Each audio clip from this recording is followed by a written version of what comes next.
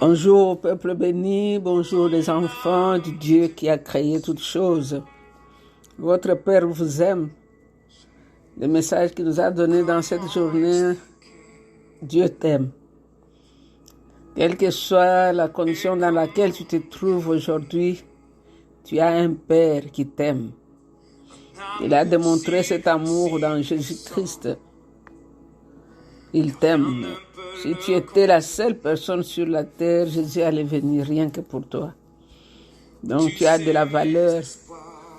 Ne considère pas ce que les autres disent de toi. Considère ce que Dieu dit de toi.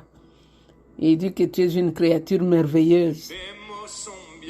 Quand il t'a créé, quand il t'a vu, il était satisfait. Il t'aime. Il t'aime pour qui tu es. Il voit la personne que tu es au-dedans de toi. Donc, c'est Maman Jeanne, ce matin, nous sommes là. Hier est parti avec ses échecs, ses problèmes, ses victoires. Mais aujourd'hui, c'est un nouveau jour. Donc, la victoire d'hier n'a rien à voir avec le combat d'aujourd'hui. Car chaque matin, le compte à rebours est remis à zéro. Donc, nous sommes là, c'est vendredi louange, c'est vendredi adoration. Nous sommes là avec les mamans, les adoratrices. Et nous voulons partager la parole de Dieu pour nous encourager à courir et à continuer à adorer ce grand Dieu. En dépit de ce qui est là devant nous, il t'a créé pour son adoration. Alors, je vais continuer un peu ce qu'on avait fait il y a une semaine, il y a 2 semaines. Car la semaine passée, on était encore ensemble. Ouais. On avait commencé un enseignement sur le tabernacle. Nous avons vu l'importance du tabernacle. Dieu, en sortant le peuple d'Israël dans le désert, il a demandé à Moïse de construire un tabernacle. Pourquoi? Parce que ces gens, c'était des esclaves toute leur vie. Tout ce qu'ils savaient, c'est ce qui s'est passé en Égypte. C'était les travaux forcés.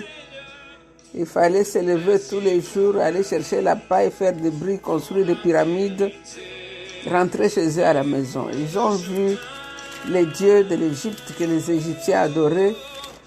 Donc il fallait maintenant effacer toutes ces choses-là pour leur dire qu'il y a un Dieu, celui qui les a délivrés de la main puissante de Pharaon. C'est Dieu qui les a fait traverser à sec la mer Rouge. Alors Dieu avait demandé à Moïse dans le désert de construire un tabernacle. Dieu lui-même avait donné des mesures, Dieu lui-même avait donné la sagesse et l'intelligence aux hommes pour bâtir ce tabernacle. Même l'habillement des sacrificateurs, c'est Dieu qui avait donné le modèle. Ces gens étaient dans le désert. Mais Dieu leur avait donné tout ce qu'il fallait et comment il fallait le faire. Il avait dit à Moïse, fais tout selon le modèle qui t'a été montré au ciel. Donc le tabernacle était la pensée de Dieu lui-même. Alors si nous parlons du tabernacle aujourd'hui, ce n'est pas pour que nous puissions reconstruire le tabernacle pour aller y adorer. Le tabernacle est un modèle que nous pouvons suivre qui peut amplifier, nous aider à rester longtemps dans la présence de Dieu. Nous avons parlé du parvis qui est la cour extérieure de ce tabernacle et qui était clôturé. Même la façon que cela a été clôturé, Dieu avait donné le modèle. Il avait donné les mesures, comment il fallait utiliser, ce qu'il fallait utiliser pour clôturer ce tabernacle. Et là, dans le parvis, nous avons vu qu'il y avait la table, l'autel qu'on appelait l'autel de rein ou de bronze. Nous venons tous de célébrer Pâques, qui est un modèle parfait de l'autel de rein. Pâques, c'est vraiment le modèle de l'autel de rein. Jésus, sur cette croix, a subi toute la punition qui nous était destinée. Il a bu sa coupe jusqu'à la lie. Jusqu'à la goutte, la dernière goutte, Jésus a bu. C'est-à-dire, Jésus a enduré la souffrance que nous on méritait. Dieu a puni nos fautes dans la personne de Jésus-Christ. Jusqu'à la fin. Donc, de la même façon que l'animal qu'on amenait pour les péchés étaient consumés sur l'autel d'airain, parce qu'il fallait que l'animal soit complètement brûlé, qu'on puisse recueillir même la cendre. Donc, c'est-à-dire, Jésus a subi le jugement de Dieu jusqu'à la dernière punition. Et son sang a été répandu. C'est ce qui s'est passé sur l'autel d'airain. Donc, la Pâque nous a rappelé l'autel d'airain. Nous nous mettons à genoux dans notre moment d'adoration. Nous nous rappelons de tout ce que Christ a souffert à ta place, comme si c'était toi. Il a pris ta place de la même façon que la bête qu'on a menée prenait la place du pécheur. Et puis, nous avons vu dans les parvis, il y avait aussi les vases d'airain. Un bassin construit avec des miroirs de femmes, on mettait de l'eau, qui nous parlait de la parole de Dieu. C'est dans la parole de Dieu que nous connaissons Dieu, c'est dans la parole de Dieu que nous rencontrons Dieu, c'est dans la parole de Dieu que Dieu nous parle et nous donne ses directives. Sans la parole de Dieu, on ne peut pas adorer. Un bon adorateur, c'est celui qui adore avec la parole de Dieu, qui adore selon la parole de Dieu. Car quand David a essayé d'adorer Dieu sans sa parole, ça lui a coûté la mort de Uza. Il a consulté ses amis, il a arrangé un char nouveau, il a organisé tout, la musique et la danse. Mais cela, ce n'était pas la parole de Dieu. Il n'avait pas consulté les Écritures et Dieu a tué quelqu'un. Donc, un adorateur doit passer par la parole de Dieu avant d'entrer dans les lieux très saints, dans les lieux saints. Donc, puis maintenant, nous sommes dans les lieux saints. Là, nous avons parlé de chandeliers. Les chandeliers qui étaient faits de l'or pur, battu. Et là aussi, ça nous parle comment Jésus a été battu. L'or avec lequel on a formé les chandeliers n'a pas été mis dans un moule, mais ça a été battu pour donner la forme d'un chandelier. Donc, il fallait vraiment que cet or soit dans un grand feu et qu'il soit bien battu pour qu'il donne la forme qu'il a donnée. C'est ce que notre Seigneur a subi. Il a été battu. Donc, les chandeliers nous parlent de Jésus, nous parlent en même temps aussi du Saint-Esprit. Les chandeliers, il y avait l'huile qui coulait dans ces chandeliers 24 sur 24, car la lumière, il fallait qu'elle reste allumée. Cette lumière nous parle de Jésus et nous parle aussi du Saint-Esprit. J'ai dit que ça nous parle de Jésus comment? Parce que Jésus, c'est cette lumière qui ne s'éteint jamais. C'est celui qui donne les promesses et est capable de les réaliser. C'est celui qui a fait l'alliance et qui se tient même devant l'alliance pour l'accomplir. C'est ainsi cette lumière, sans cette lumière dans les lieux saints, on ne peut pas voir la table où il y a le pain de proposition. Donc là, dans les lieux saints, nous adorons Jésus. Nous l'adorons pour être cet or battu pour nous. Nous l'adorons parce que l'or aussi présente sa divinité. Nous l'adorons parce que sans lui, le Saint-Esprit n'allait jamais venir vers nous. Il disait à ses disciples, il est préférable pour vous que je m'en aille. Quand je serai parti, je vais prier mon Père et il va envoyer quelqu'un d'autre qui est exactement comme moi. Alors quand il est monté, Dieu a répandu le Saint-Esprit. Nous voyons cela dans les Actes des Apôtres chapitre 2. Pierre dit, il a été approuvé. Son sacrifice était approuvé. Dieu a donné un cadeau aux hommes, c'est le Saint-Esprit. Donc dans les lieux saints, il y a cette lumière-là qui ne s'éteint jamais, qui est notre Dieu, qui est le Saint-Esprit, et qui nous aide à regarder de l'autre côté. Il y a maintenant la table de pain de proposition. Sur cette table de pain de proposition, il y a 2 rangées de 6 pains. Ça nous parle de la parole de Dieu. Sans la parole de Dieu, on ne peut pas connaître Dieu. Sans la parole de Dieu, on ne peut pas aimer Dieu. David a écrit tout un chapitre, le plus long chapitre de la Bible. Il a parlé de la parole. Il a appelé tous les noms. Il a appelé médicaments. Il a appelé prescription. Il a appelé commandement. Il a appelé loi. Il a donné tous les noms à la parole de Dieu. Car sans la parole de Dieu, réellement, on ne peut pas adorer Dieu. C'est pourquoi quand nous arrivons maintenant dans les lieux saints, il y a cette table de pain de proposition. Nous allons lire ça dans Exode 30, versets 1 à 10. Il dit ceci, Exode 30, versets 1 à 10. Pour brûler, attends, c'est l'autel, Non, le texte de pain de proposition, c'est dans Exode 25, 23 à 30. Exode 25, 23 à 30. Il veut dire, on fabriquera une table en bois d'acacia.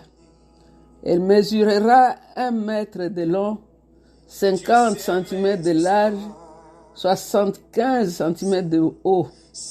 On la recouvrira d'or pur et on appliquera tout autour d'une bordure d'or. On adaptera sur les 4 côtés un cadre de 8 cm de large, car on appliquera aussi une bordure d'or. On façonnera 4 anneaux d'or et l'on fixera aux 4 angles. Près des 4 pieds, les anneaux seront proches des cadres. On y introduira des barres pour transporter la table. On taillera 2 barres en bois d'acacia et on les recouvrira d'or. Elles serviront à transporter la table. On façonnera la vaisselle nécessaire, plats, coupes, flacons, bols, pour les offrandes de vin, le tout en or pur. C'est sur cette table qu'on placera les pains qui me sont offerts. Il y en aura continuellement devant moi. Donc ici, nous parlons de la table de pain de proposition. Que représentent ces pains? Ces pains, c'est bien mis en ordre. Sur cette table, il y avait les 2 rangées de pains, 6, avec le vase, avec le parfum là-dedans, le vin là-dedans. Le pain nous parle du corps déchiré de Jésus. Nous savons ce que Jésus a dit. Il a dit, quand vous mangez ces pains et quand vous buvez cette coupe, vous allez célébrer ma mort jusqu'à ce que je revienne. C'est ça le pain. Le pain de proposition nous parle de Jésus lui-même, de sa vie qu'il nous a donnée. Le Seigneur a utilisé le pain dans la Sainte Seine pour montrer que tout le monde peut m'avoir à sa table chaque fois que tu veux. Parce que le pain, c'est la chose que tout le monde mange. Les pauvres, les riches, les grands, les petits, on mange du pain. Si ce n'est pas le pain, c'est la nourriture. Donc le Seigneur a voulu que dans chaque fois que nous faisons ce que nous sommes habitués de faire continuellement, régulièrement, qu'il soit là avec nous. Quand tu prends ton petit déjeuner là, il est assis avec toi à ta table. Il partage avec toi ton petit déjeuner. Il te montre qu'il n'est pas absent dans ta vie. Il est continuellement présent. C'est pourquoi il disait chaque fois que vous allez manger le pain. Est-ce que nous voyons la façon qu'il a fait la dernière Sainte Seine avec ses disciples? Il a dit, je désirais vraiment manger ça avec vous avant ma mort. Jésus est assis dans cette chambre de fête. Juste à côté, il y a le jardin où son corps, où il allait être enterré. Donc il pouvait voir toute la scène qui allait se passer cette nuit-là. Mais il a pris le temps de donner ce pain-là. Donc le pain nous rappelle Jésus. Le pain nous rappelle l'ordre, même dans l'église, dans nos assemblées. Le pain n'était pas jeté sur la table en désordre. Il y avait de l'ordre. Quand on parle de l'ordre, quand nous entrons dans la maison de Dieu, il y a de l'ordre. N'entre pas dans la maison de Dieu comme dans un marché. C'est un endroit de révérence, c'est un endroit de respect, c'est un endroit où on se rappelle de celui qui est monté à la croix pour nous et qui a fait qu'aujourd'hui nous sommes appelés des chrétiens et nous pouvons approcher Dieu avec assurance. Le pain était mis 2 rangées de 6, il y avait de l'ordre. C'était pas mis en désordre. Donc quand nous arrivons à cet hôtel de pain de proposition, nous prions, nous adorons la parole de Dieu. J'adore la parole de Dieu. La parole est Jésus. Jean a dit au commencement était la parole, elle était avec Dieu, elle était Dieu. Et ceux qui l'ont reçu, il leur a donné le pouvoir de devenir enfants de Dieu, lesquels sont nés non de la volonté de la chair ni du sang, mais de la volonté de Dieu. Et Jean a dit, nous le savons contempler sa gloire. C'est comme la gloire du Fils unique venant du Père. Et de sa plénitude, nous avons reçu grâce sur grâce. Donc, grâce sur grâce, c'est-à-dire sans limite. Donc, nous adorons la parole de Dieu. Tu tiens ta Bible à main, tu bénis Dieu pour sa parole, parce que Dieu nous a laissés sur la terre avec sa parole. Dieu ne nous a pas créés puis nous a abandonnés comme ça dans la nature. Il nous a laissé la parole de Dieu. Sa parole nous conduit, nous empêche de tomber dans les ravins. Cette parole nous conduit et nous empêche de faire des bêtises. Nous adorons la parole. Nous demandons à Dieu de nous aider à comprendre sa parole. C'est pourquoi l'importance de la méditation. C'est pourquoi nous nous efforçons, nous les mamans d'adoration, chaque jour d'être ensemble et de méditer la parole de Dieu. 3 fois par jour, on se rencontre pour la parole de Dieu. On la médite à midi, on la médite le matin, on la médite le soir avant d'aller au lit. Car nous avons compris la richesse de cette parole. Nous ne voulons pas aller au lit sans la parole. Donc, nous prions que le Seigneur nous aide à croire même à la parole que nous étudions. Croire dans les promesses de Dieu. Croire que ce qu'il a promis, il est capable de les réaliser. Croire que cette parole que nous lisons est vraiment ce qu'elle dit qu'elle est. Elle est la parole de Dieu. Elle est la voix de Dieu. Tu veux entendre la voix de Dieu, aime sa parole. Dieu ne peut pas nous parler en dehors de sa parole. Même quand on te donne une prophétie qui n'a rien à voir avec la parole de Dieu, pense-y 2 fois. Nous aimons la parole, nous la mettons en pratique. Nous aimons la parole, nous l'apprécions et nous remercions Dieu pour la parole. Nous aimons la parole, nous l'étudions, nous l'enseignons aux autres. Et elle devient une partie de nous. C'est ça la table de pain de proposition. Donc ce n'est pas que je veux acheter une table et je vais mettre quelque part et je vais mettre le pain pour commencer à adorer là-bas. Non, toutes ces choses maintenant sont spirituelles. C'est dans toi, c'est dans l'esprit. Donc c'est toi, dans ton esprit, tu entres, tu vois cette table-là. Donc je n'ai pas dit que tu puisses avoir un coin dans ta maison où tu as mis une petite table, tu changes tous les jours le pain. Non, ça devient de l'idolâtrie. Toutes ces choses sont spirituelles maintenant. Le tabernacle est spirituel. Toi-même, tu es devenu le tabernacle. Jésus, le tabernacle, vit dans ton cœur. Et toi, tu vis en Jésus, c'est toi-même le tabernacle. Quand nous lisons Apocalypse chapitre 4, dans Apocalypse chapitre 4, verset 8, nous dit ceci. Chacun des 4 êtres vivants avait 6 ailes. Et ils étaient couverts Dieu partout, au-dedans et au-dehors. Et ils ne cessent pas de chanter jour et nuit, Saint, Saint, Saint est le Seigneur, Dieu Tout-Puissant, qui était, qui est et qui va venir. Saint, Saint. Pourquoi ils chantent comme ça tous les jours depuis qu'ils ont été créés? On nous dit qu'ils avaient les yeux partout. Ils ont les yeux dedans, ils ont les yeux dehors. Donc, nous allons garder un moment de silence et nous allons nous mettre à la place de ces séraphins.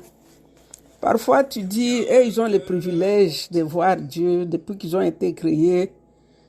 Tout ce qu'ils voient, c'est sa beauté. À chaque moment et tous les jours.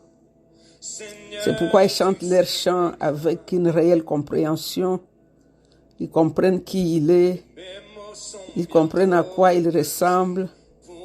Et nous sommes encore ici sur terre. Nous sommes loin. On ne peut croire que c'est injuste. Que Dieu leur a donné beaucoup de privilèges. Parce que quand ils voient cette description captivante de qui il est, et puis comment Dieu peut nous forcer, nous, à faire la même chose. Mais ce n'est pas vrai. Écoute ce que le Saint-Esprit te dit aujourd'hui. Tu ne dois pas attendre jusqu'à ce que tu entres là-bas. Tu es invité à joindre tout de suite. Tu dois savoir que à travers la parole et le Saint-Esprit, tu peux participer et expérimenter à tout ce qui se passe autour du trône. Donc calme-toi Essaye de participer. Imagine-toi que tu es au milieu de ces gens-là, de 24 vieillards. Cherche une place à côté d'un des vieillards, mets-toi à genoux dans tes pensées. Car tu as été aussi créé pour voir Dieu.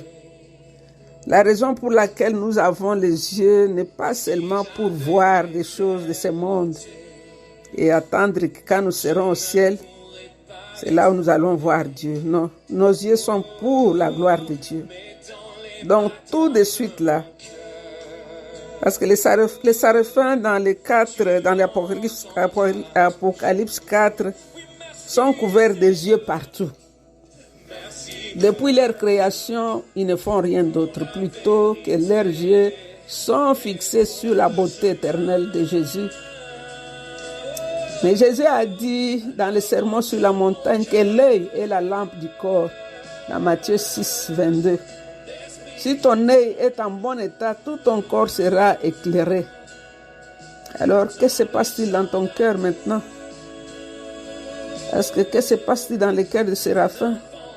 Quand ils regardent continuellement à cette beauté incomparable de Dieu, ils voient les jaspes, ils voient les sardoines, ils voient l'émeraude, ils voient l'arc-en-ciel éclairé, tonnerre de voix, les 7 lampes ardentes, une mer de verre. Les 4 créatures sont là, voyant tout cela à la fois. Et quand ils veulent répondre à ce qu'ils voient, les seuls mots qui viennent de leur pensée, c'est Saint, Saint, Saint. Car ils ne savent pas expliquer sa splendeur. Encore et encore, ils chantent comme si c'est la première fois qu'ils le voyaient. Saint, Saint, Saint. Donc des milliers d'années, ils chantent les mêmes chants. Et par la révélation du Saint-Esprit, tu es aussi invité à chanter les mêmes chants. Tu as été créé pour être captivé par lui. Prends le temps aujourd'hui pour méditer sur sa beauté en chantant l'hymne du ciel autour du trône Saint, Saint, Saint. Souvent, quand nous venons dans la présence de Dieu, nous sommes pressés. Parfois, tu viens avec toute une liste avec 10 chansons et tu veux seulement chanter toutes tes 10 chansons. Aujourd'hui, le Seigneur t'invite à chanter juste un chant.